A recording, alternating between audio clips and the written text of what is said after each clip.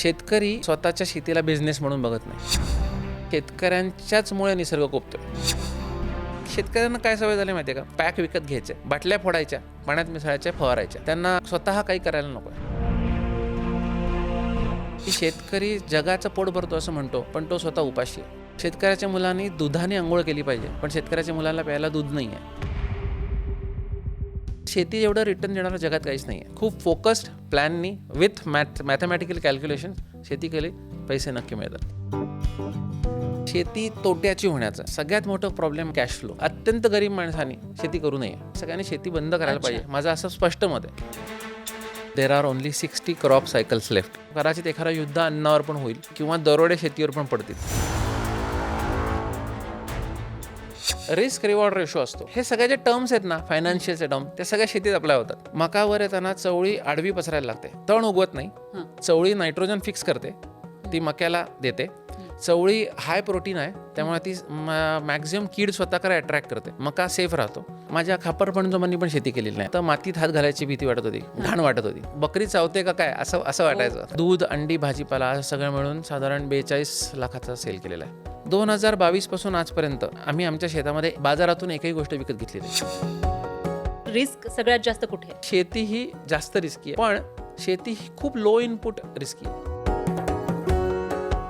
आम्ही 120 रुपयालाच हे दूध विकू शकतो. तुम्हाला हे चालणार असेल तर आपण कंटिन्यू करू, नाही तर मी तुम्हाला दुसरा दूधवाला आणून देतो. हा गैरसमज आहे की लोकांना स्वस्त गोष्टी हव्या. प्रत्येकाला चांगलं अन्न हवं आहे, पण तेवढी विश्वासार्ह आहे तर तुम्हाला निर्माण करायला पाहिजे.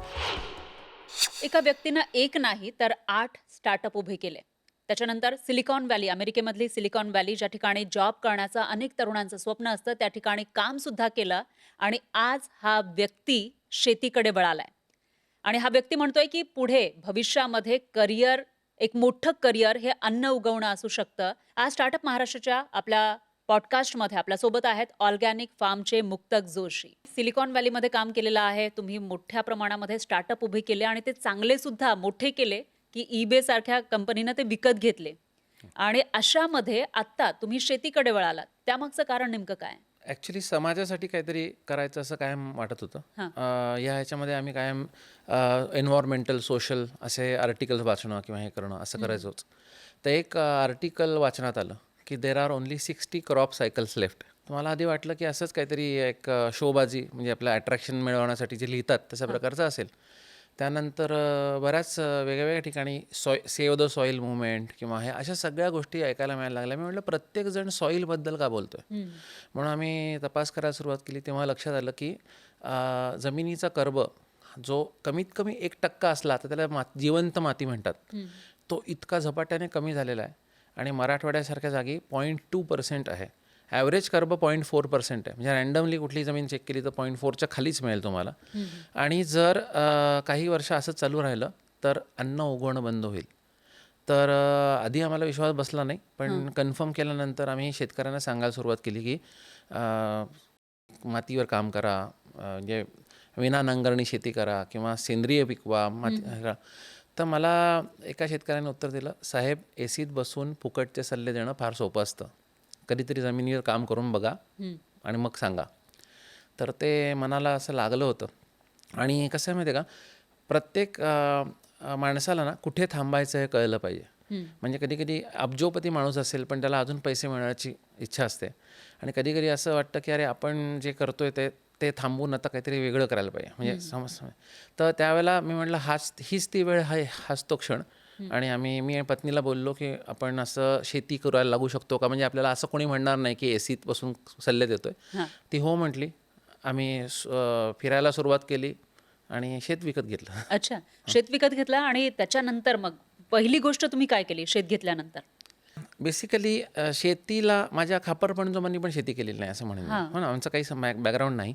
माझ्या बायकोच्या नावाने 7/12 आणि असं सगळं असल्यामुळे आम्ही सामायिक शेती घेतली, सगळं झालं.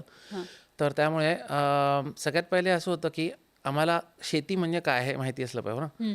तर आम्ही ॲक्वापॉनिक्स नावाचा एक प्रकार सुरुवात केला. त्याच्यामध्ये मासे पाळायचे आणि बेसिकली पाईपमध्ये शेती करायची असते, म्हणजे हायड्रोपॉनिक्स आणि ॲक्वाकल्चरचं मिक्सचर. आणि कारण काय होतं, मातीत हात घालायची भीती वाटत होती, घाण वाटत होती. झुरळ, पाली, मुंग्या, किडे कधी आयुष्यात केलं नव्हतं. गाईची भीती, बकऱ्यांची भीती, सगळ्याची अशी कुत्रे पाळले होते पण बकरी चावते का काय असं असं वाटायचं, कारण काही संबंधच नव्हता आयुष्यभर. तर ते केलं. आणि दुसरं म्हणजे 12,000 किलोमीटर फिरलो आम्ही. 12,000 किलोमीटर म्हणजे गाडी काढायची आणि एका दिशेला निघायचं. आधी पहिल्यांदा संभाजीनगरच्या आसपास, त्यानंतर महाराष्ट्रभर, त्यानंतर मध्य प्रदेशपर्यंत गेलो. अच्छा. आणि जाऊन फिरलं आणि बघितलं की नक्की काय चुकतंय. म्हणजे दरवेळेला आम्ही हेच ऐकलं होतं, पेपरमध्ये पाहिलं होतं, टोमॅटो फेकून दिले, कांदा फेकून गेला, शेतकऱ्याचे हाल होत आहेत. नक्की काय चुकतंय. मी म्हटलं की जी गोष्ट हजारो वर्ष चालू आहे त्या गोष्टीत अजूनही माणूस सेटल का नाही. आणि मग त्याचा शोध घ्यायचा प्रयत्न केला. सगळीकडचे स्टडीज केल्या की काय पॅटर्न्स चालली आहेत, काय कशा प्रकारची शेती चालली आहे, प्रॉब्लेम एरियात काय आहेत, असे एक 17-18 प्रॉब्लेम आयडेंटिफाय केले. अच्छा. आणि मग त्याच्या दृष्टीने काम सुरू केलं. मग ते प्रॉब्लेम्स कोणते होते, कुठे चुकत होते? आता शेती तोट्याची होण्याचं सगळ्यात मोठं प्रॉब्लेम मला असं वाटतं कॅश फ्लो. तुम्हाला समजा म्हटलं की तुम्ही 4 महिने सतत काम करायचं पण तुम्हाला पगार मिळणार नाही. कधी मिळेल? 4थ्या महिन्याच्या एंडला. ओके. तर तुम्ही जगू शकाल का? मला असं वाटतं की तुम्ही दर महिन्याला कुठून तरी उधार घ्याल, कारण तुम्हालाही किराणा भरायचा आहे, तुम्हाला दूध घ्यायचं आहे, फळं घ्यायचे आहेत, तुम्हालाही तुमचं घर चालवायचं आहे. तर तुम्ही कुठून तरी उधार घेणार किंवा साठवलेल्या पैशावर जगणार. ते संपले की उधार घेणार आणि नंतर 5 महिन्यांनी जेव्हा पैसे येतील तेव्हा उधार चुकते करत बसणार. हीच अवस्था शेतकऱ्याची आहे. हे बघा, ॲव्हरेज पीक आपलं 3.5-4 महिन्याचं आहे, गहू 5 महिन्याचा आहे, म्हणजे तूर आहे हे 7 महिन्याचं पीक आहे, 7 महिने. तर एवढे महिने वाट पाहायची आणि त्याच्यामध्ये हे पीक म्हणजे यायची वाट पाहायची, त्याच्यावर इन्व्हेस्टमेंट करायची, सगळं करायचं, बसून राहायचं, दुसरं काही हे नाही आहे. अशा वेळेला कुठलाही माणूस, जगातला सगळ्यात चांगला सर्जन असेल, ज्याला खूप पैसे मिळतात, त्यालाही हीच वेळ येणार आहे. तर कॅश फ्लो सुधारायचा आमचा पहिला प्रयत्न होता. कॅश फ्लो सुधारणं म्हणजे काय?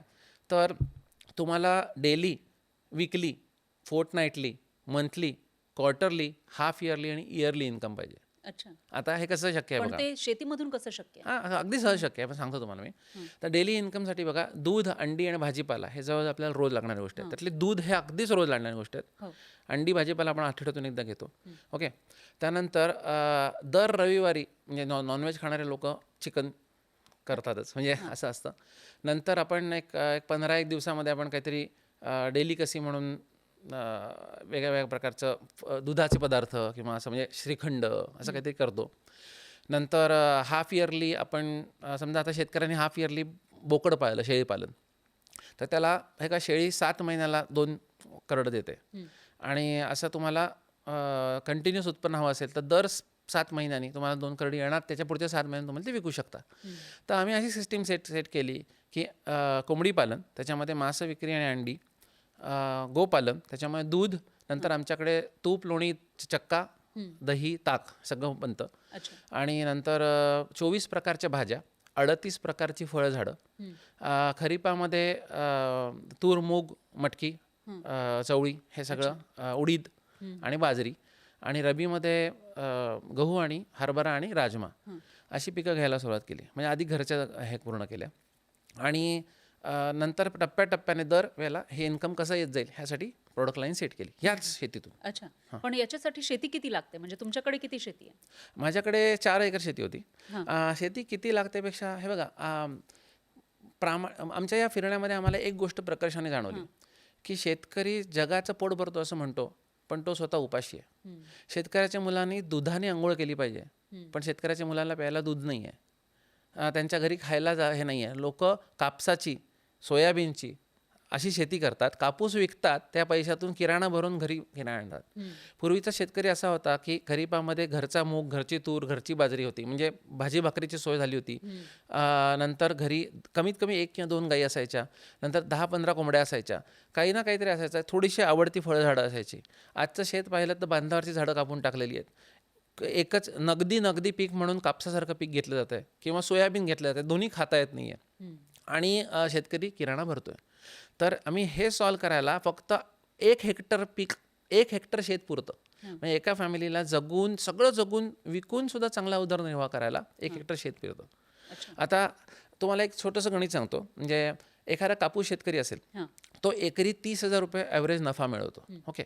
समजा तो 5 एकर शेती करतोय कापूसची, तर तो 5-15 म्हणजे 1.5 लाख रुपये मिळवतोय. आता समजा त्यांनी अर्धा एकर बाजूला काढलं, त्या अर्धा एकरामध्ये काय केलं त्यांनी, 2 गुंठे भाजीपाला केला, म्हणजे 2000 स्क्वेअर फीट, 3 गुंठे भाजीपाला केला, 2 गुंठ्यामध्ये घर आणि गाईंचा गोठा केला, 5 गुंठे फळबाग लावली, 10 गुंठे चारा लावला, म्हणजे तुमचं 20 गुंठे झालं. तर म्हणजे ह्याच्यामध्ये अर्धा एकर झालं. हां अर्धा अर्धा एकर झालं. आता त्या अर्धा एकरमध्ये काय झालं बघा, तुम्हाला 2 गाईंचं 1-1 लिटर दूध घरी मिळून उरलेलं दूध विकायला मिळालं. 5 गुंठे फळबागेमध्ये 500 कोंबड्या सोडल्या, त्यांचा 200 अंडी रोज मिळाली. नंतर हे केलं, भाजीपाला घरचा मिळाला, तो घरी 2 गुंठ्यामधला भाजीपाला घरी खाऊन 50 घरांना थोडं थोडं देता येतो, त्यातून उत्पन्न मिळालं. ह्या सगळ्या गोष्टीसाठी शेतकरी 1,00,000 रुपये खर्च करतो. मग तुम्ही बघा ॲव्हरेज 300 ते 500 रुपयाचं भाजी, 1,000-1,500 रुपयाचा किराणा, हे सगळं करून दूध, अंडी हे सगळं खर्च करून बघा किती रुपये लागतात. ते सगळे वाचले आणि प्लस त्यातून एक्स्ट्रा इन्कम मिळालं. आणि मी कापसाचं किती इन्कम काढलं माहिती आहे? 30,000 रुपये एकर होता ना, 15,000 रुपये कमी केलं. 15,000हून जास्त पैसे याच्यातून त्याला 100% मिळाले. अच्छा. हे कॅल्क्युलेशन आज शेतकऱ्यांनी करणं जरुरी आहे आणि हे कॅल्क्युलेशन आम्ही त्याच्यात मांडलं. तर हे कॅश फ्लो प्रॉब्लेम हा एक आयडेंटिफाय झाला, सॉल्व्ह झाला. दुसरा प्रॉब्लेम आम्ही आयडेंटिफाय केला तो इनपुट कॉस्ट. ओके. आता इनपुट कॉस्ट म्हणजे बघा, आत्ता वॉर चालू आहे, इमिजिएटली युरिया महाग झाला आहे आणि युरिया मिळत नाही म्हणून शेतकरी रडत आहेत. 2022 पासून आजपर्यंत आम्ही आमच्या शेतामध्ये एकतर आम्ही बाजारातून एकही गोष्ट विकत घेतली नाही. ओके. आमची 100% खत आमच्या शेतात बनतं, आमच्या 100% फवारण्या आमच्या शेतात बनतात. कसं काय? हे बघा, आपण जंगलात थोडासा अभ्यास केला तर लक्षात येईल की जेव्हा आपलं हरिण गवत खातं तेव्हा त्याची विष्ठा तिथे पडते. वाघ हरिण खातो तेव्हा हरिणाचं मांस पण उरलं तिथे पडतं, ते कुजतं आणि जमिनीला मिळतं. ओके. तसंच झाडाची पानं पडतात, वरती कुजतात, टॉप सॉईलमध्ये खत निर्माण करतात. तर हा सगळा कचरा आहे बघा, म्हणजे कचरा म्हणजे वेस्ट आहे, जंगलाचं वेस्टेज आहे. अशाच प्रकारे सिटीमध्ये आपल्याकडे वेस्ट तयार होतं. एक लग्न लागलं तर साधारण 300-400 किलो कचरा तयार होतो. म्हणजे एका लग्नामधलं बिर्याणी, पुलाव, गुलाबजामचा पाक जरी मिळाला ना तर त्याच्यातून आम्ही एका सीझनचं खत तयार करू शकतो. अच्छा. म्हणजे प्रत्येक वेस्ट थ्रो अवे मटेरियल आहे त्याला आम्ही लिक्विफाय करून लिक्विड फर्टिलायझर बनवतो. म्हणजे आमच्या इथे एक डॅम आहे, पैठणचा डॅम, सगळा फेमस आहे एकदम. तर पैठणच्या डॅमच्या इथे मासे पकडतात आणि त्यातले मोठे मासे सगळे विक्रीला असतात आणि छोटे जे मासे असतात त्याला झिरो किंवा कचरा म्हणतात. हे मासे विकले जात नाहीत, मग ते ना मुंबईला येतात आणि मुंबईला वाळवून त्याचं काही आय थिंक पोल्ट्री फीड किंवा अशा ह्याच्यामध्ये जातं ते. हे मासे 10 ते 15 रुपये किलोने तिथेच विकत मिळतात जागेवर घेऊन. असे 200 किलो मासे आणले तर 2,000 लिटर खत बनतं आणि त्याच्यावर तुम्हाला एक पूर्ण सीझन काढता येतो. म्हणजे गव्हाचं अख्खं पीक आम्ही माशाच्या याच्यावर घेऊ शकतो. तर हे करून आम्ही काय केलं, इनपुट कॉस्ट आमची 0 आहे. ओके. म्हणजे लेबर सोडले तर आमची भाजीची मार्जिन 85% आहे. तुम्ही विचार करा, 100 रुपयाची भाजी विकली, 85 रुपये आमच्या खिशात जातात नेट. ओके.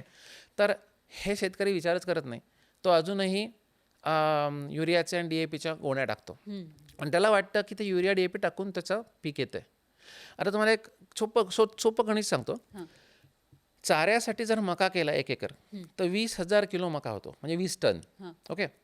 त्याला कृषी खात्याची शिफारस आहे की 100 kilo urea, 50 kilo single super phosphate आणि 50 किलो पोटॅश. ओके. समजा ही शिफारस इकडे तिकडे झाली तरी सुद्धा 200-250 किलोचं इनपुट गेलं आहे. असे येतं तुम्हाला 200 किलोचं इनपुट गेल्यावर 20,000 किलोचं आउटपुट आलं, म्हणजे 1% इनपुट आहे. शेतकऱ्याला वाटतं की ह्या इनपुटमुळे ते 20,000 किलोचं आउटपुट येतं. ॲक्च्युली 98% झाड हवेतून निर्माण होतं, प्युअर हवेतून निर्माण होतं. म्हणजे फोटोसिंथेसिसमधून हवेतला कार्बन डायऑक्साईड, पाण्यातला हायड्रोजन घेऊन ऑक्सिजन बाहेर सोडून C6H12O6 हा सिम्पल शुगर ग्लुकोजचा फॉर्म्युला आहे. ग्लुकोजचे बिल्डिंग ब्लॉक्सने सेल्युलोज बनतात, त्याच्यामध्ये इतर सगळे मायक्रोन्यूट्रिएंट्स ॲड होतात आणि असं करून झाड बनतं. तर इतकं सोपं आहे. पण हे जे तुम्ही आता मकाचं उदाहरण दिलं, तुम्ही जर करायचं असेल, तुमच्या वेने करायचं असेल तर तुम्ही कसं कराल?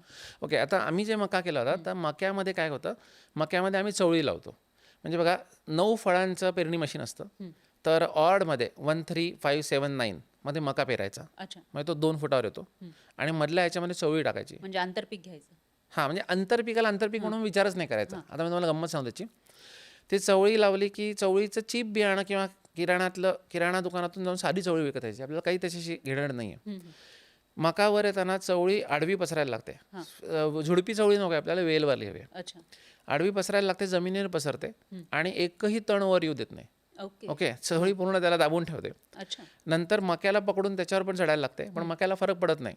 कारण ही जुनी एक मेथड आहे, 3 सिस्टर मेथड ह्याला म्हणतात. 3 सिस्टर मेथड हे खूप पूर्वीचे आदिवासी अगदी जुनी लोक करायचे. तेव्हा मका, चवळी आणि एखादा स्क्वॅश म्हणजे भोपळा वगैरे लावायचे. तर ही पद्धत आहे. तर काय होतं, तण उगवत नाही, हां. चवळी नायट्रोजन फिक्स करते, ती मक्याला देते. चवळी हाय प्रोटीन आहे, त्यामुळे ती मॅक्झिमम कीड स्वतःकडे अट्रॅक्ट करते. अच्छा. त्यामुळे जो मावा येतो तो सगळा डायरेक्ट चवळी घेते, मका सेफ राहतो. पण चवळी त्याच्यामध्ये मग चवळी उगवणार नाही ना? हां, तर चवळीची शेंग येते, हां. पण आपल्याला तशी घेणारच नाही आहे. अच्छा. म्हणजे तुम्ही विचार करा की एक ₹200 पण खर्च होणार नाही त्या बियाला. ओके. हां. आणि ₹200 तुम्ही ती चवळी लावून टाकाल, त्यातून जी चवळी येईल ती फ्री आहे. ओके. आणि मध्ये तुम्ही ती चवळी कापून गाईला घालू शकता. तर गाईंसाठी एक फार न्यूट्रिशियस प्रोटीन रिच खाद्य तयार होतं. मका फ्री होतो, ओके. मक्याला नायट्रोजन लागत नाही. बघा तुम्ही ह्याच्यामध्ये कीड म्हणजे तुम्ही असं म्हणताय की जर तुम्ही या पद्धतीनं पेरणी केली तर तिथं तुम्हाला एकतर खतं द्यावी लागत नाही, त्याच्यानंतर जी निंदणी वगैरे करतात, तण वगैरे करायला लागत तेही करावं लागत नाही. आणि कीडही कमी होते. म्हणजे मग आम्ही 3 गोष्टी फिक्स केल्या फक्त एक चेंज करून. ओके. तर या प्रकारचं कॉम्बिनेशन्स करून बघता येतात, आम्ही केलेली आहेत. आता याच्यामध्ये मी असं म्हणेन का हे 100% परफेक्ट झालंय, तर वजनाने आमचा मका लहान राहतो, अच्छा. म्हणजे कमी राहतो. ओके.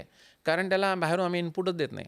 तर अशा वेळेला पोटॅशियम इनपुट दिलं तर त्याचं जाडी पण वाढून हे पण होते. त्याचा प्रयोग पण आम्ही केले, ते पण सक्सेसफुल झाले. त्यामुळे थोडंसं त्याच्यात इनपुट द्यायला लागतं. मग पोटॅशियमचं इनपुट कसं द्यायचं, तर जे फ्रूट सेंटर असतात ना, तिकडे सगळ्या फळांच्या साली काढून फेकून देतात. हां. ओके. तुम्हाला माहिती आहे केळ्यात पोटॅशियम आहे, तसंच बऱ्याच सगळ्या फळांमध्ये पोटॅशियम आहे.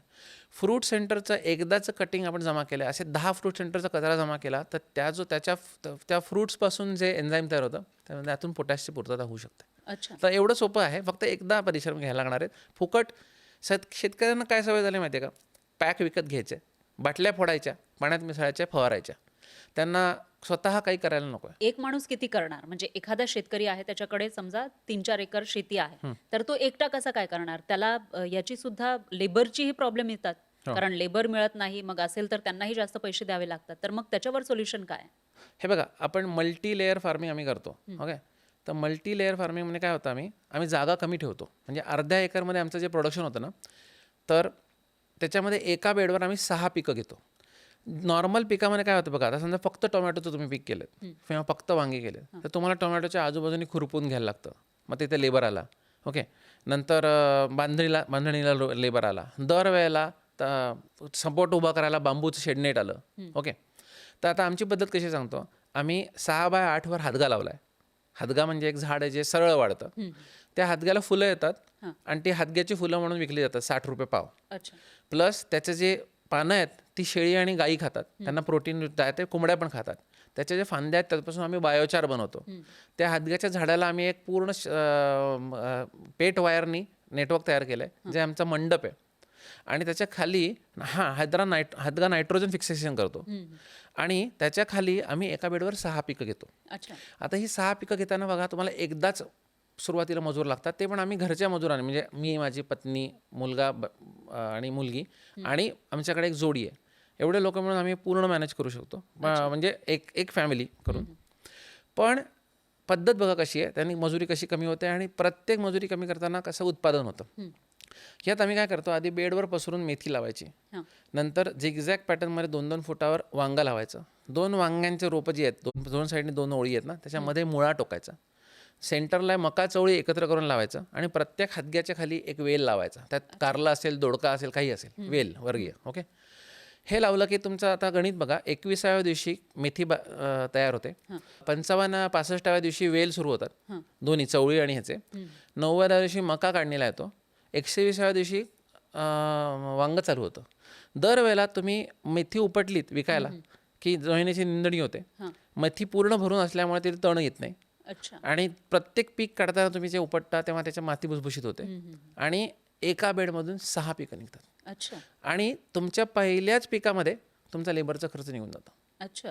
दुसऱ्या पिकामध्ये ह्याच्यातला दुसरा जो निघतो त्यातून तुमचा सीड्स आणि फर्टिलायझर निघून जातो आणि त्यानंतर प्युअर प्रॉफिट होतो. ओके. मग किती होतं, म्हणजे त्याच्यामध्ये प्रॉफिट किती होतं आम्ही या पद्धतीनं केल्यानंतर? आम्ही ह्याच्यामध्ये टोटल आम्ही साधारण 1.5 एकरपर्यंत आणलं होतं.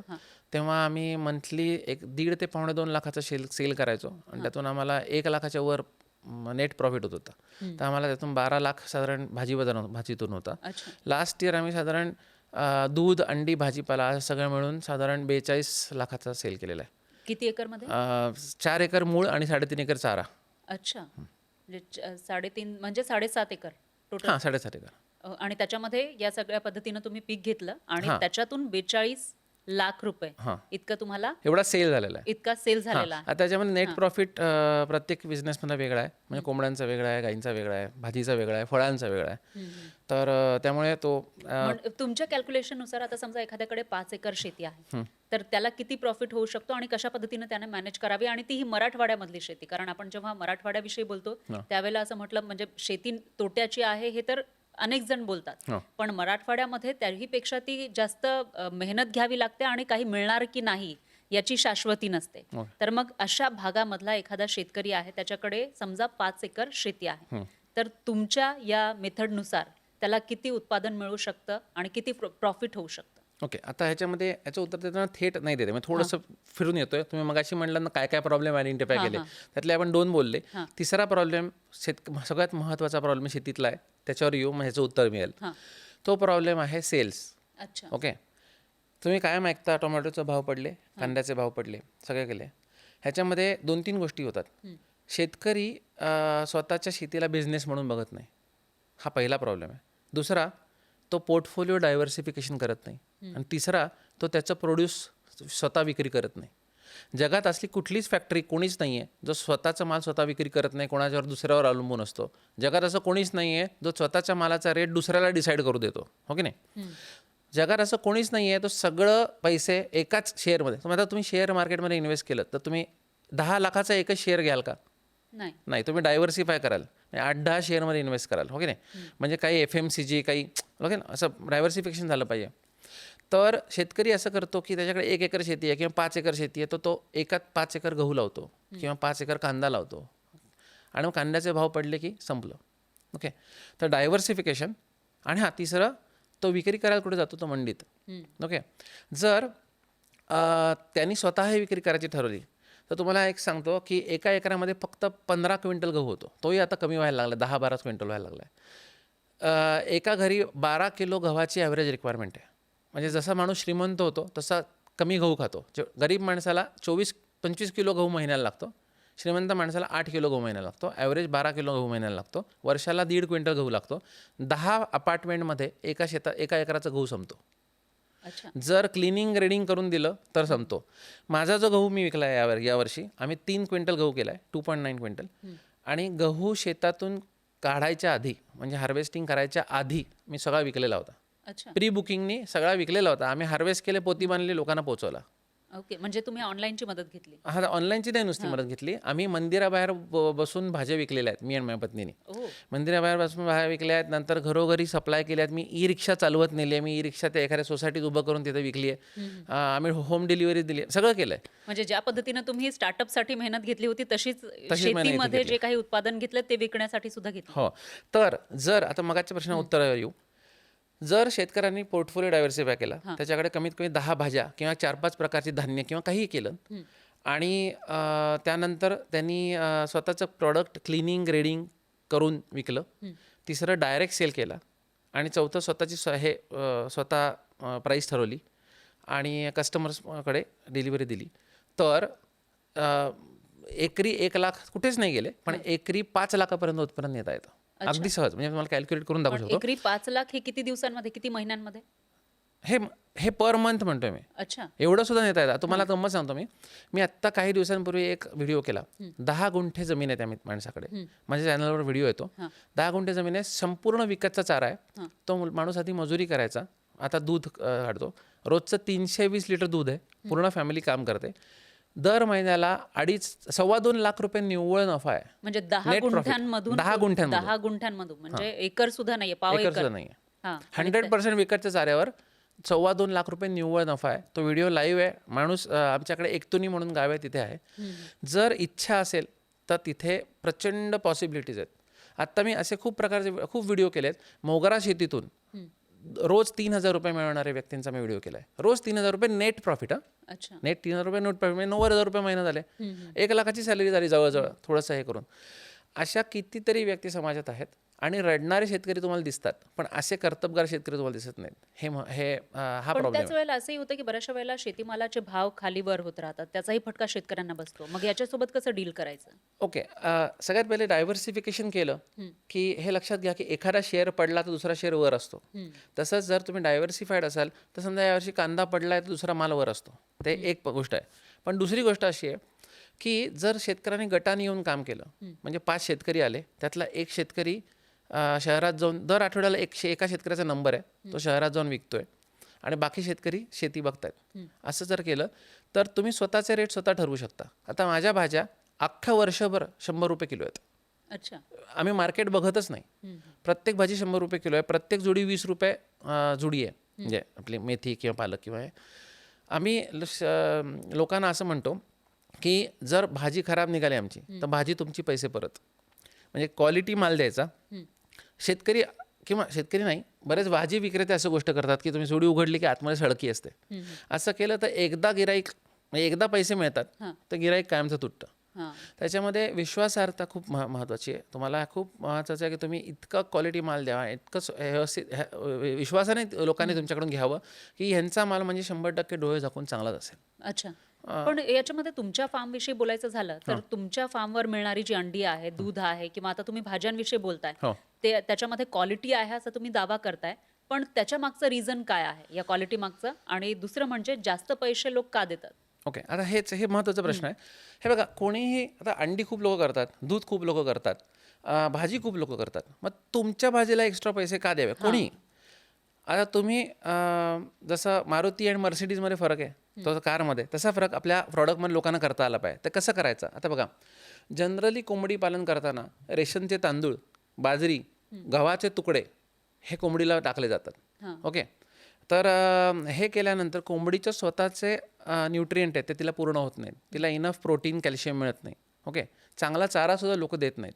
आम्ही काय केलं सांगतो, आम्ही हॉटेलचा 300-400 किलो कचरा रोज उचलायला सुरुवात केली. अच्छा. तो कचरा आमच्या शेतावर आणून आम्ही त्याच्यावर ब्लॅक सोल्जर फ्लाय नावाचा एक माशी आहे, त्याच्या अंडी तिथे हॅच करून टाकायला सुरुवात केली. अच्छा. ही ब्लॅक सोल्जर फ्लाय माशी अशी आहे की ती प्रौढ अवस्थेमध्ये फक्त अंडी घालते. ती मनुष्याला नुकसान करू शकत नाही, चावू शकत नाही, पिकावर नुकसान करत नाही. ती अंडी घालते आणि त्यातून जी लार्वा बाहेर येतो, तो लार्वा म्हणजे निसर्गाची एक देणगी आहे. अच्छा. 1 ग्रॅम अंडं 2.5 किलोचा लार्वा तयार करते मोठे होऊन, कारण हा लार्वा सतत खात असतो.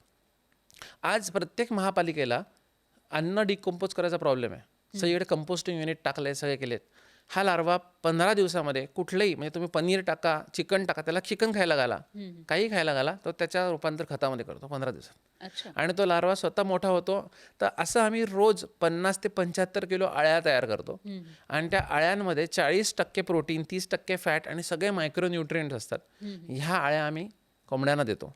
आमच्या कोंबड्या पाहिल्यात तर जणू काय आम्ही त्यांना रोज तेल लावून मालिश करतो, अशा कोंबड्या आहेत, चकचकीत. आणि आमचं प्रत्येक अंड 55 ते 60 ग्रॅम भरतं.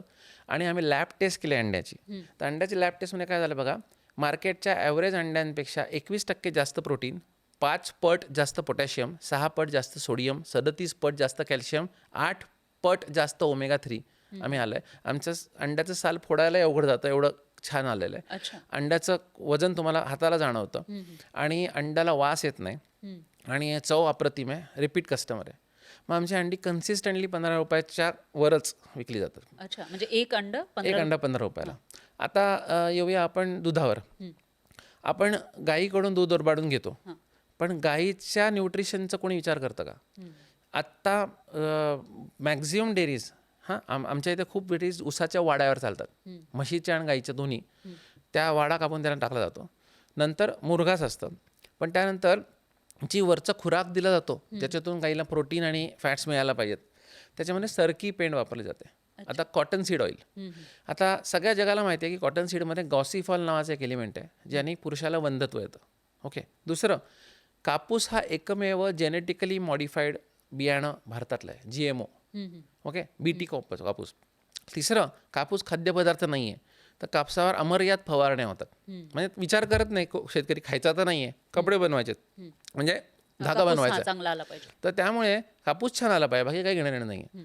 तर अशा 3 गोष्टी, म्हणजे तुमच्या मुलाला जेव्हा गाईचं दूध देताय किंवा म्हशीचं दूध देताय तेव्हा त्याला वंध्यत्वकारक विषारी जेनेटिकली मॉडिफाईड गोष्ट खायला घातलेलं दूध, गाईचं दूध देत आहे का? आणि हे काय आहे? कारण आपल्याकडे फॅट बेस्ड मार्केट आहे. म्हणजे प्रत्येक फॅटला 10.5 रुपये, प्रत्येक पर्सेंट फॅटला 10.5 रुपये असा रेट आहे. त्यामुळे 4% फॅट आलं तर त्यांना त्याप्रमाणे पैसे मिळतात. कशाला? तर फॅट वाढावं म्हणून हे सगळं चालू आहे. आणि मग आम्ही काय चेंज केला? तर आम्ही चेंज केला, तर आपण ज्या बिया खातो, आपण जे तेल खातो, म्हणजे आपल्याकडे शेंगदाणा आहे, खोबरं आहे, तीळ आहे, नंतर जवस आहे, मोहरी आहे, ह्याच्यामधल्या खूप गोष्टी खरकी पेंड्यापेक्षा स्वस्त आहेत बरं का. अच्छा. हां, तर त्या सगळ्या पेंड्यांचं पावडर करून, त्यानंतर सगळ्या प्रकारच्या डाळींचे जे सालं असतात ना, गिरणीमधून पडतात, दाल मिलमधून ती, आणि मक्याचा भरडा, नंतर proper mineral mixture, east, C salt आणि बेकिंग सोडा, ह्याचं प्रॉपर कॉम्बिनेशन करून गाईंना दिलं. तर आणि plus calcium phosphorus balance maintain केला. तर गाईंची तब्येत सुंदर राहिली. त्यांचा जो गाभण राहण्याची जो प्रॉब्लेम होता तो गेला. चकचकीत सुंदर गाई दिसल्या. आणि आमच्या दुधाला इतकीसा आहे की भाकरी वाटेल. मी त्याचा व्हिडिओ बनवलेले आहेत. लोकांना त्याचा विश्वास बसत नाही, म्हणतात की हे AI व्हिडिओ आहेत. आणि आमच्या कस्टमर्स पण आम्हाला त्यांचे व्हिडिओ बनवून पाठवतात की जाड भाकरी एवढीच आहे. आता तुमच्या व्हिडिओवर कमेंट येतील त्याच की आम्ही आमच्या कस्टमर. ओके, पण याच्यामध्ये तुम्ही जेवढा खर्च करता याच्यासाठी, त्याच्या कम्पॅरेटिव्हली तुमचा जो प्रॉफिट आहे तो मग किती येतो? हां, तर आम्ही सुरुवात केली तेव्हा आम्ही जनरली जे गीर गाईचं किंवा साहिवाल गाईचं दूध लोक विकतात तसं 80-90 रुपयांना सुरू केलं होतं. पण जेव्हा आम्ही हे प्रयोग करायला लागलो तेव्हा आम्हाला लक्षात आलं की अरे हां, आपल्याला कॉस्ट ही वाढतीये. आम्ही आमच्या कस्टमर्सकडे गेलो, म्हटलं की हे बघा, असा असा माझा खर्च आहे, मला चोरी करायची नाही आहे, मला ह्याच्याहून लो क्वालिटी दूधही प्रोड्यूस करायचं नाही आहे. आम्ही 120 रुपयाला हे दूध विकू शकतो. तुम्हाला हे चालणार असेल तर आपण कंटिन्यू करू, नाही तर मी तुम्हाला दुसरा दूधवाला आणून देतो. माझ्याकडे एक कस्टमर कंटिन्यूड आहे. आणि रॅदर माझ्याकडे आत्ता 62 लिटर्सची वेटिंग लिस्ट आहे. म्हणजे आमच्याकडे नवीन गिराईक यायला ते वाट पाहतात, कारण आम्ही कन्सिस्टंटली कित्येक वर्ष हीच क्वालिटी प्रोव्हाइड केलेली आहे 120 रुपये लिटरनी. तर हे बघा, हा गैरसमज आहे की लोकांना स्वस्त गोष्टी हव्यात. सगळ्या लोकांना लक्षात आलं आहे की चांगलं अन्न किती गरजेचं आहे. प्रत्येकाला चांगलं अन्न हवं आहे, पण तेवढी विश्वासार्ह आहे तर तुम्हाला निर्माण करायला पाहिजे. विश्वासाने चांगलं अन्न दिलं तर खूप कस्टमर आहेत, आणि चांगले पैसे देणारे कस्टमर आहेत. त्यांना उलगडून सांगितलं पाहिजे की बाबा मलाच परवडत नाही, मी कुठून देऊ? तुम्ही जर मला दाबलं तर मी चोरी करेन, आणि मला चोरी करायची नाही. निसर्ग हा लहरी आहे असं म्हटलं जातं, आणि कधी कधी त्याचा प्रकोप होतो, आणि तो कुपल्यानंतर बरंचसं नुकसान शेतकऱ्यांचं होतं. मग या परिस्थितीमध्ये शेतकऱ्यांनी काय करायला पाहिजे? आता हा पण एक खूप महत्त्वाचा मुद्दा आहे. आता तुम्हाला एक गोष्ट सांगतो की शेतकऱ्यांच्याचमुळे निसर्ग कोपतोय. पूर्ण नांगरलेली उन्हात तापणारी जी जमीन असते त्याच्यामध्ये तुम्ही समजा अनवाणी चाललात तर काय होईल? म्हणजे अराउंड टेम्परेचर 44 डिग्री मराठवाड्यात येतं. जमिनीचं टेम्परेचर 70 डिग्री असतं. पायाला फोड येतील. ओके, अशा पूर्ण नांगरलेल्या जमिनीमध्ये जमिनी उघड्या करून लोक सोडतात नांगरून. आमची जमीन 2021-22 पासून नांगरलेली नाही आहे. तर आम्ही एक रिजनरेटिव्ह फार्मिंग म्हणून प्रॅक्टिस करतो. तर रिजनरेटिव्ह फार्मिंगमध्ये आमचे 6 नियम आहेत. एक, जमिनीचे हलवा बंद करणे. दुसरं, जमीन कायम झाकलेली असणे, मग त्याच्यावर ऊन पडून ती तापली नाही पाहिजे. तिसरं, जमिनीत कायम जिवंत अथवा मृत मुळं असणे. म्हणजे काय, हुमणी अळी म्हणून एका अळीचा त्रास लोक म्हणतात, हुमणी अळी आहे म्हणून मेटारायझियम सोडा, हे सोडा. आमच्याकडे हुमणी अळी अर्ध्या फुटावर सापडते, पण आमचं पीक खात नाही, कारण या हुमणी अळीचं नैसर्गिक खाद्य आहे सडलेली मुळं. आणि ती तुम्ही सोडत नाहीत. शेतकरी म्हणतो माझ्याकडे दात कोरायला काडी नाही आहे, एवढं स्वच्छ आम्ही शेत ठेवलं आहे. आमचं म्हणणं असं, त्याच्याचमुळे हुमणी तुझं पीक खातीये, कारण तिचं जे अन्न आहे ते तू काढून घेऊन जाळतोयस. तर आम्ही तिथे मागच्या पिकाचे अवशेष सोडतो, तणाचे अवशेष सोडतो, आणि त्यामुळे तिथे हुमणी अळी तिला खायला कायम असतं. हे तिसरं झालं. चौथं, जैवविविधता. आता जैवविविधता नुसती पिकामध्ये नाही तर पक्ष्या प्राण्यांमध्ये पण वाढते. आता तुम्हाला सांगितलं मी 24 पिकं एका वेळेला घेतो. 24 भाज्या एका अर्ध्या एकरात, 1 एकरात जिथे पण लावतो 24 भाज्या लावतो, आणि 6-6 भाज्या एका बेडवर लावतो.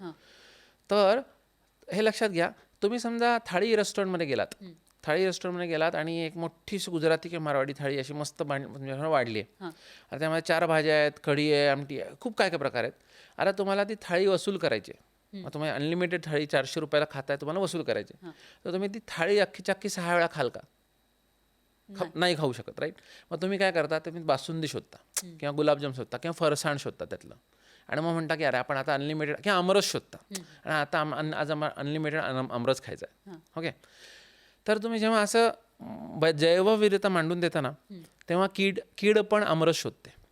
म्हणजे काय होते की तुमचा समजा 1 एकर टोमॅटो आहे, तर टोमॅटोवरची कीड 1 एकरात पूर्ण पसरू शकते. पण माझा 1 एकर टोमॅटोच नाही आहे, माझ्या टोमॅटोच्या लगेच बाजूला मुळा आहे, त्याच्या बाजूला काही आहे, तर माझी कीड डिस्ट्रीब्यूट होते.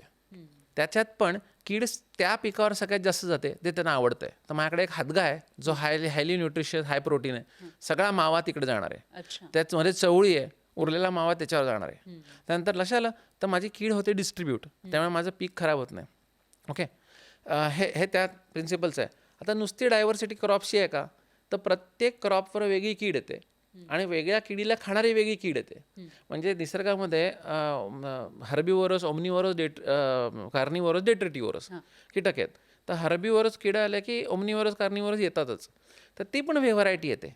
तर माझ्याकडे बघा, मावा खायला ढालकिडा आहे, ढालकिड्याला खायला सरडा आहे, सरड्याला खायला खंड्या आहे आणि खंड्याला खायला मांजर आहे.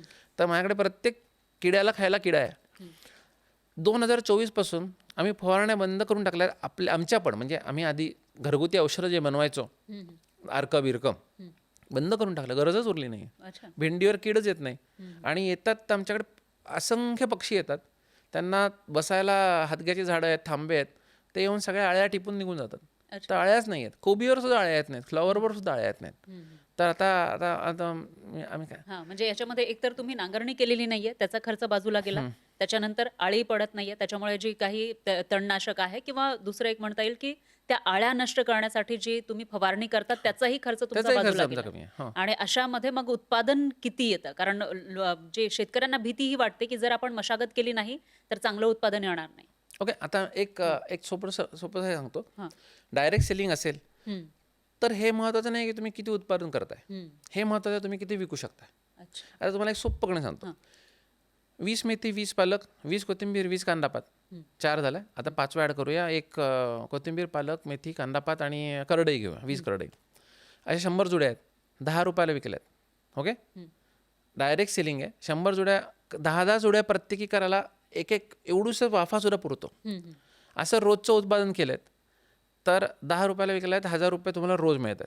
50% नेट प्रॉफिट मिळाला तर 15,000 पगार इथे झाला आहे. लक्षात आहे मी काय म्हणतोय. सगळ्या भाज्या 5-5 किलो आहेत, अशा 100 किलो भाज्या आहेत 20 प्रकारच्या, किंवा सगळ्या भाज्या 8-10 किलो आहेत. अशा काही भाज्या, आता भेंडी 25 किलो होते आमच्याकडे, कारण ती मुलांना आवडते, जास्त जाते. गवार जास्त होते, वांगी कमी होतात, टोमॅटो कमी होतात, टोमॅटो जास्त होता सॉरी, कारण त्या सगळ्यात घालते जातात. तर प्रोपोर्शनेटली भाजी घेतली तर 100 किलो भाजी आहे. माझ्यासारखं 100 रुपये किलो पण रेट नको धरायला, 70 रुपये घेऊया. तर ते किती झाले? 60,000 नाही, हां 60,000 झाले ना. तर 60,000 ते आणि 1,000 हे, असं 8,000ची भाजी झाली. 50% धरूया, 4,000 खिशात गेले. 4 त्रिक 12, 1,20,000 झाले. असं येते. तुम्हाला किती विकता येतं हे महत्त्वाचं आहे, किती करता हे महत्त्वाचं नाही आहे. आणि हे जे तुम्हाला कॅल्क्युलेशन सांगितलं हे 1 एकराच्या आत होतं. अच्छा. हे मी सांगितलं ना, 100 किलो भाजी आणि या माझ्यामध्ये 1 एकराच्या आत होतं. कुठलाही शेतकरी याला पडताळून बघू शकतो. ओके. तर मेंटॅलिटी स्विच झाली पाहिजे की आज सगळ्यात पहिले मार्केट सेट करा, डिमांड वाढवा. मी शेती डायरेक्ट 10 एकरांनी, 5 एकरांनी, 7.5 एकरांनी सुरू नाही केली. अच्छा. मी 1 गुंठ्याने सुरू केली, ओके. कारण मला 1 गुंठा करायला सुद्धा अवघड वाटत होतं. मी शहरातला माणूस आहे. मग ते 1 गुंठ्यामध्ये तुम्ही सगळ्यात आधी काय घेतलं?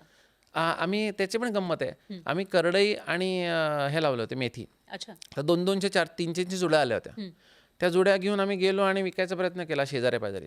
तर कोणी 1 घेतली, कोणी 2 घेतल्या आणि आम्हाला वाटत होतं आम्ही सहज विकू, तर नाही विकता आल्या.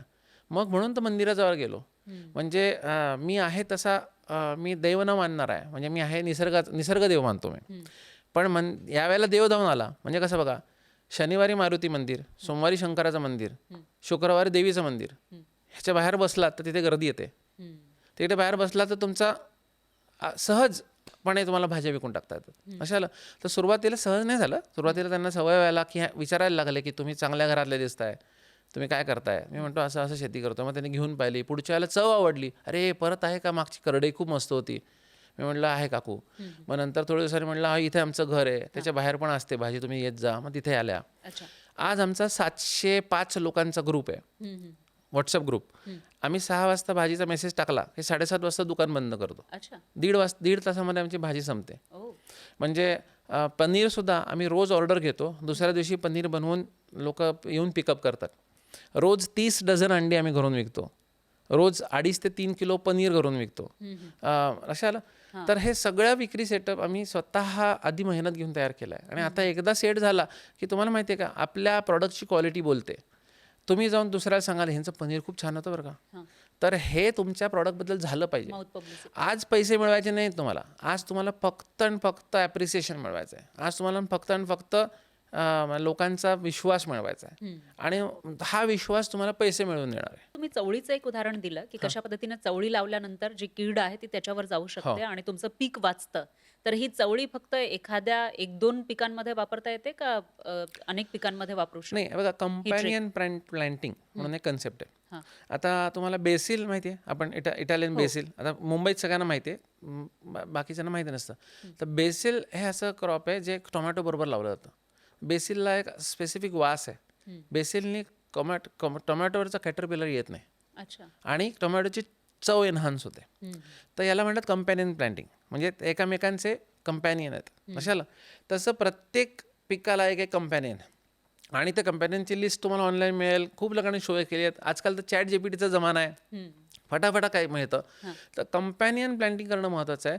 हे बघा, तुम्हाला जसे मित्रमैत्रिणी लागतात तसंच ह्यांना पण मित्रमैत्रिणी लागतात झाडांना. आपल्याकडची पद्धत आहे एक ओळीच्या ओळी मकाच लावायचा. त्यांना मित्र लावा ना. मक्याचा मित्र चवळी आहे. मग त्याचं अजून कोणा, मक्यामध्ये कोथिंबीर करता येते माहिती आहे. मक्यामध्ये आत्ता उन्हाळ्यामध्ये खूप शेतकरी हुशार आहेत बघा, मक्यामध्ये कोथिंबीर करतात की उन्हाळ्याच्या झळांनी कोथिंबीर मरत नाही आणि कोथिंबीर चांगली येते. अच्छा. तर ही एक जुनी पद्धत आहे. बघा, बाजरीमध्ये मठ ही खूप जुनी पद्धत आहे. मठ म्हणजे मटकी, तर ती बाजरीमध्ये टाकायची. करडी जे आहे ते रबीचं पीक आहे, तर ते काही लोक गव्हात लावतात, काही लोक चण्यात टाकतात. आता गव्हामध्ये मोहरी हे एक पीक आहे, कॉम्बिनेशन आहे. असे खूप कॉम्बिनेशन आपल्या पूर्वजांकडे आहेत, म्हणजे सगळीकडेच आहेत. मी तर त्यातलं नवीन आहे, मी आत्ताच तर शिकायला तुम्ही लागलोय. नवीन आहात पण त्याच्यामध्ये तुम्ही अभ्यास केला, शेती केली, ती फायद्यामध्ये आणून सुद्धा तुम्ही दाखवताय. तुम्ही ज्या पद्धतीने आता उदाहरणं देताय की तुमचे हे अर्ध्या तासामध्ये विकले जातात, जे काही प्रोडक्ट आहेत ते नाही, अर्ध्या दीड 1-1.5 तास, 1.5 तासामध्ये विकले जातात. तर मग आता तुम्ही एक बिझनेसमॅन सारखे, म्हणजे शेतकरी जरी तुम्ही नसाल किंवा तुमच्या पार्श्वभूमी शेतीची नाहीये, पण तुम्ही बिझनेसमॅन सारखी शेती करताय आणि त्याच्यामध्ये नफाही मिळवताय. तर एकीकडे आहे तुमचे स्टार्टअप्स जे तुम्ही चांगल्या पद्धतीनं केले, चांगल्या रेटला विकले सुद्धा असतील, आणि दुसरीकडे आहे शेती. तर याच्यामध्ये रिस्क सगळ्यात जास्त कुठे आहे? डेफिनेटली रिस्क ही, म्हणजे मी जेवढे केले सॉफ्टवेअर स्टार्टअप होते. सॉफ्टवेअर स्टार्टअपमध्ये काय होतं, सॉफ्टवेअरमध्ये रोलबॅक करता येतं, सॉफ्टवेअरमध्ये अंडू करता येतं. मग तुम्ही एखादी गोष्ट केलीत आणि तुम्हाला वाटली की चुकली आहे, तर you can roll back to previous version आणि तुम्ही करू शकता, राईट. शेतीमध्ये रोलबॅक करता येत नाही. मग समजा तुम्ही या सीझनला एक चूक केलीत, तर तो अख्खा सीझन गेला. आता तो सीझन पुढच्या वर्षी येणार आहे. म्हणजे रबीचा सीझन आहे, रबीमध्ये गहू करता येतो, गव्हात चूक केली तर पुढच्या रबीतच डायरेक्ट चान्स आहे, आता नाही. त्यामुळे शेतीमध्ये प्रयोग करणं हे अवघड होतं. आता आम्ही कसं करू शकलो, कारण मी पहिल्याच वर्षी 49 पिकं केली. जर मी नॉर्मली येऊन एकच पीक करत बसलो असतो तर मला अजून 20 वर्ष पण. तर छोट्या छोट्या प्रमाणात खूप प्रकार करून बघितले, म्हणून आम्हाला R&D जमलं. त्यामुळे आम्हाला शेतीत जमलं आहे.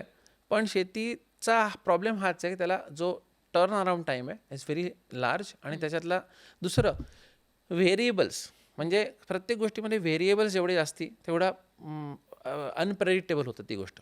ओके, आता शेतीमध्ये व्हेरिएबल काय काय आहेत, तर बियाणांची उगवण क्षमता, मातीचा पोत आणि हे, नंतर निसर्ग, पाऊस. ओके, असं सगळ्या व्हेरिएबल्समध्ये आणि शेतकरी काम करतो, राईट. तर त्यामुळे की ही व्हेरिएबल्सपैकी जेवढी तुमच्या कंट्रोलमध्ये आणता येतील, निसर्ग तुमच्या कंट्रोलमध्ये नाही आहे. बाकी सगळी व्हेरिएबल जितकी कंट्रोलमध्ये आणाल तितका त्याच्यामध्ये रिस्क कमी होते.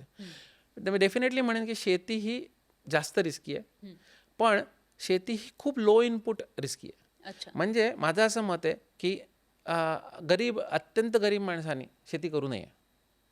का करू नये सांगतो, कारण त्याला आत्ता कर्ज घेऊन, बियाणे घेऊन, कर्ज घेऊन, खत घेऊन लावायला लागतंय. आणि तो मोठा जुगार आहे, शेती हा एक मोठा जुगार आहे. तो जुगार नाही लागला तर तो डायरेक्ट हे जातो मायनसमध्ये. हां, हे बघा, आत्ताची कोरडवाहू शेती बघा, कुठली बघायची शेती बघा, सीझनमध्ये 10 दिवसाच्या वर काम नसतं शेतकऱ्याला. तुम्ही बघा, नांगरणी करायची, रोटा मारायचा आहे, बेड मारायचे आहेत किंवा फडक्या करायच्या आहेत, त्याच्यात पेरणी करायची आहे, त्यानंतर 2 ते 3 कोळपणी करायची आहेत, जास्तीत जास्त 5 पाणी द्यायचं आहे. या सगळ्यामध्ये तुम्ही बघा 15 दिवसाच्या वर काम नाही आहे. मग टोटल सीझनमध्ये 4 महिने, 3-4 महिन्या सीझनमध्ये 15 दिवसाचं काम आहे. तर उरलेला पूर्ण सीझन त्याकडे एक चांगला जोडधंदा करायला आहे. पण आजचा कसं येतं, कारण तो शेतीवर पूर्ण डिपेंड नाही आहे. आता आमचा जोडधंदा काय आहे, तर दूध अंडी भाजीपाला हा जोडधंदा आहे. आमचा ठोकमाल ही तशी शेती आहे, जसं मी म्हणतो ती 4-4 महिन्याची, आणि बाकी सगळे जोडधंदे आहेत. तसे जोडधंदे किंवा इलेक्ट्रिशियन किंवा वेल्डिंग काम, असं कुठल्याही कामाचा जोडधंदे माणसाने केले पाहिजेत, कारण त्याला ह्याच्यातून वेळ मिळू शकतोय. तेवढा दिवस घालवले तर त्याला सीझन मोकळा आहे. ते जर केलं तर तशाच माणसाने शेती करावी. म्हणजे कसं आहे, इथला लॉस जरी झाला तरी त्याला कॉम्पेन्सेट करायला त्याकडे काहीतरी असतं. मग पाहिलं तर शेती एवढं रिटर्न देणारं जगात काहीच नाही आहे. कारण एक बी 100 बियामध्ये कन्वर्ट होतं, म्हणजे 100 टाइम्स रिटर्न आहे. लक्षात का म्हणतात. फक्त तुम्ही ते आता या रिटर्न कॅल्क्युलेशनमध्ये एक महत्त्वाची गोष्ट सांगतो. ह्याच्यामध्ये सगळे शेतकरीच प्रॉब्लेममध्ये आहेत. आता गहू समजा म्हटलं तर एकरी किती उत्पन्न येतं गव्हात, असं कोणाला विचारलं तर लोक म्हणतील की अरे 15 क्विंटल गहू समजा केला मी. 15 क्विंटल होत नाही आजकाल, कमी होतो. 15 क्विंटल गहू केला आणि 2500 रुपयाचा रेट आहे, तर 37,500 रुपये मिळाले मला. आणि त्यातलं मोठी म्हणजे असा खर्च म्हटला तर 20,000 रुपये खर्च आला, मग 17,500 रुपये माझा प्रॉफिट आहे एका एकरात. आता या प्रॉफिटला आपण एका नोकरीवाल्या माणसाच्या पर्स्पेक्टिव्ह बघू तर पर एकर कॅल्क्युलेशन कधीच करायचं नाही, पर एकर पर मंथ कॅल्क्युलेशन करायचं. आता पर एकर पर मंथमध्ये 17,500ला 5 महिन्याचं पीक आहे गहू, तर बघा 3,500 रुपये महिना. 3,500 रुपये महिना तुम्हाला एकरातून मिळणार आहे 5 महिने घालवून. ओके, दिस इज निग्लिजिबल, म्हणजे नॉट वर्थ इट. हाच गहू तुम्ही डायरेक्ट विकला, जसं मी विकला तर 45 रुपयाने आम्ही गहू विकला, सॉर्टिंग क्लिनिंग करून. ओके, आणि डायरेक्ट कस्टमरला, कारण मध्ये अडत्या नाही, मंडी नाही, काहीच नाही. कस्टमर 40-42नेच घेतो मॉलमध्ये, तुम्ही 40-42ने घेता, विकला जातो 2500नी, 2300नी पण गेलाय. तर आता आम्ही त्याला डायरेक्ट विकला 45ने, तर आमचं झाला तुझं त्याचं दुप्पट. पण तरी खूप प्रॉफिट आहे का, 35,000-60,000 झाले. 60,000 रुपये महिना, तर कुठली फालतू नोकरी केली तरी मिळतो की नाही. तर असा विचार करायला लागला की लक्षात येतं की सिंगल क्रॉपिंगनी कधीच काही होणार नाही. आता याच गावामध्ये तुम्ही अल्टरनेट चणा लावा, किंवा आता दुसरा विचार करू, बाजरी मूग लावला तर बाजरी 3.5-4 महिने लागणार आहे, समजा मूग 2च महिन्यात येणार आहे, तर मुगाचा पर एकर पर मंथ रिटर्न पाहिले तर 16,000 होतात. अशाला तर मग गव्हापेक्षा मूग बेटर आहे का. पण आता कसं आहे, मुगामध्ये तुम्ही जे रिस्क फॅक्टर म्हणलात मगाशी, त्याच्यावरून आपला प्रश्न सुरू झाला होता. तर मुगाच्या समजा 65व्या दिवशी हार्वेस्ट होता होता पाऊस पडला तर शेंगेमध्येच मूग अंकुरण होतो. ओके, मग शेंगेमध्ये मूग केलं पीक. ओके, आता त्यामुळे ते रिस्की आहे. बाजरीवर पाऊस पडला तर ॲक्च्युली बाजरी थोडीशी काळपट होते, पण ओके असते, म्हणजे एवढं काही नाही. तर या प्रत्येक ह्याच्यामध्ये रिस्क रिवॉर्ड रेशो असतो, तो पण आपल्याला बघायला पाहिजे. हे सगळे जे टर्म्स आहेत ना, फायनान्शियलचे टर्म, ते सगळ्या शेतीत अप्लाय होतात. रिस्क रिवॉर्ड रेशो अशा. तर हे सगळं कॅल्क्युलेट करता येईल अशाच माणसाने शेती करावी. बाकी सगळ्यांनी शेती बंद करायला पाहिजे, माझं असं स्पष्ट मत आहे. कारण शेतीतला फटका सहन करता यावा यासाठी जोडधंदा असेल तर शेती करा, नाही तर करू नका. तुमच्या मुलाने, तुमचा मुलगा तुमच्यासोबत काम करतोय असंही तुम्ही सांगितलेलं आहे, मदत करतो. त्याने सांगितलं की मला शेतकरी व्हायचं, तर तुम्ही त्याला काय सल्ला द्याल? मी डेफिनेटली म्हणेन, माझं असं मत आहे की हे बघा, मी तुम्हाला म्हटलं की मी ज्या गोष्टीमुळे इथे आलो, 60 क्रॉप सायकल्स लेफ्ट, तर कदाचित मराठवाड्याकडे 35 वर्ष ज्या रेटने जमीन डिटोरिएट होतीये, त्या रेटनी माझ्या नातवंडांना खायला मिळायची गॅरंटी मला आत्ता वाटत नाही आहे सध्या. तर मी माझ्या मुलांना म्हणतो आहे की मी जी जमीन आत्ता घेतली आहे ती मी मेला तरी विकायची नाही, तू मेला तरी विकायची नाही, त्यात काहीतरी चालू ठेवायचं, दुसरा बिझनेस करावं होतं, पण शेती चालू ठेवायला पाहिजे. कारण उद्या कदाचित सेंद्रिय शेतीवर दरोडा पडेल, कारण सगळ्या माती खराब झाली असेल आणि जे सेंद्रिय करतात त्यांची माती टिकलेली असेल, कारण जीवाणू वाचलेले असतील, अशाला सगळं मायक्रोरायझल नेटवर्क वाचले असतील, सगळं वाचलं असेल. आणि तर त्यामुळे हवामानाचे परिणामसुद्धा सेंद्रिय शेतीवर खूप कमी होतो माहिती आहे, कारण खूप जोरात पाऊस पडला तरी आमची मातीमध्ये असल्यामुळे निघून जातो. तर भविष्यामध्ये मला असं वाटतं की शेतीला खूप चांगले दिवस येणार आहेत, आणि कदाचित एखादा युद्ध अन्नावर पण होईल किंवा दरोडे शेतीवर पण पडतील. तर मी मुलाला नक्की म्हणेन की काहीही कर, पण शेती चालू ठेव. आणि इव्हन आत्तासुद्धा त्याला ॲनिमल हजबंड्री किंवा असं काही करून शेतीत यायचं असेल तर आय एम कम्प्लिटली सपोर्टिव्ह. फक्त त्याच्यामध्ये वेल प्लॅन्ड शेती करायला पाहिजे. शेती अजागळासारखी नाही केली पाहिजे. खूप फोकस्ड प्लॅननी विथ मॅथमॅटिकल कॅल्क्युलेशन शेती केली पैसे नक्की मिळतात. तुम्ही शेती सुरू केलेली आहे, चांगला नफाही कमवताय. हो. तुमचं पुढचं प्लॅनिंग काय आहे? पुढच्या 5 वर्षांमध्ये तुमची शेती कशी असेल आणि किती प्रॉफिट असेल तुम्हाला? ॲक्च्युली मी ॲक्टिवली एक्सपांड करत नाही आहे. कारण काय माझं काम आहे मॉडेल बनवून समाजाला दिशा देणं. म्हणजे मी स्वतः शेतकरी बॅकग्राऊंडचा पण नाही आणि म्हणजे मी शेती करतोय, पण मला काम दिशा देणं आहे. त्यामुळे मी आता किती नफा मिळेल ह्याचा विचार नाही करत आहे. किती व्हरायटी माझ्याकडच्या येणाऱ्या शेतकऱ्याला दिसेल हा विचार करतोय. माझ्याकडे दर शनिवारी 70-80 लोक येतात आणि ते आले की माझ्याकडे शेती बघायला आल्यावर त्यांना दिसलं पाहिजे की अरे हँडी पण आहेत, कोंबड्या पण आहेत, भाजी पण आहे, BSFL पण आहे, दूध पण आहे. तसंच आम्ही आता शेळी पालनामध्ये परत हे करतोय. वेगवेगळ्या प्रकारची फळझाडं, कोरडवाहू फळबाग मॉडेल बनवतोय. तर माझ्याकडे आलेला कुठलाही शेतकरी रिकाम्या हाती नाही गेला पाहिजे. त्याला एक मॉडेल तरी डोक्यात घेऊन गेला पाहिजे की घरी जाऊन हा कॉन्फिडन्स आला पाहिजे की मी जाऊन शेतीतून पैसे मिळवू शकतो. त्यासाठी माझं काम चाललं आहे. त्यामुळे मी किती मिळवून हे महत्त्वाचं नाही आहे. मी किती प्रकारचे मॉडेल करीन तर मी कदाचित एक 4-5 मॉडेल माझ्या डोक्यात आहेत आणि ते 2027 माझं टार्गेट आहे अजून. बघू काय होतं. येस, तुम्हाला शुभेच्छा. एक माणूस एआयच्या युगामध्ये सांगतोय शेती शिका. आता प्रश्न एक उपस्थित होतो की तो माणूस वेडा आहे की तो फ्युचरचा विचार करतोय. याविषयी तुम्हाला नेमकं काय वाटतं? कॉमेंटमध्ये नक्की सांगा आणि पाहत रहा न्यूज 18 मराठी.